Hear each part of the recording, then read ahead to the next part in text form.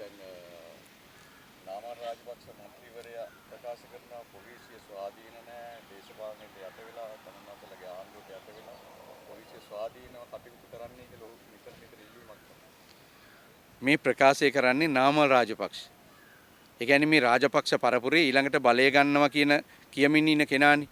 හැබැයි මේ මහත්තුරුන්ට අමතක වෙලා තියෙනවා යාළගේ පාලන කාලය ඇතුලේ හිටපු පොලිස්පතිවරයෙක් ප්‍රකාශ කරනවා පොලිස් ස්ථාන 184යි ඒ 184න් 182කම හිටියේ රාජපක්ෂ ආණ්ඩුවේ උමනාවට පත් කරපු පොලිසිය වයිසිල.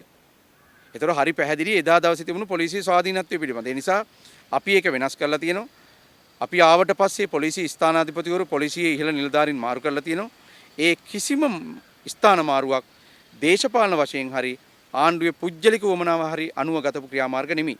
රටේ ජනතාවට ඊටාම හොඳින් නීති හා සාමය සුරක්ෂිත කිරීම සඳහා වගකීමෙන් වැඩ කරන්න පුළුවන් පොලිස් ස්ථානාධිපතිවරු සහ පොලිස් නිලධාරීන් අපි ස්ථාපිත කරන්න අදාළ ආයතනවලට බලය පවරලා තියෙනවා.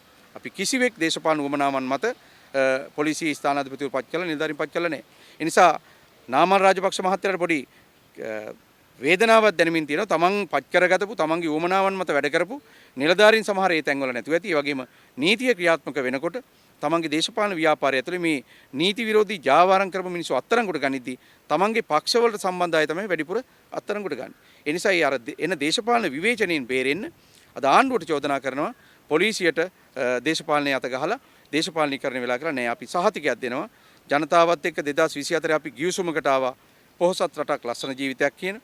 අන්නේ ප්‍රතිපත්ති ප්‍රකාශනයේ තියෙන වගේම ස්වාධීන පොලිසියක් අපි ආරම්භ කළා තියෙනවා.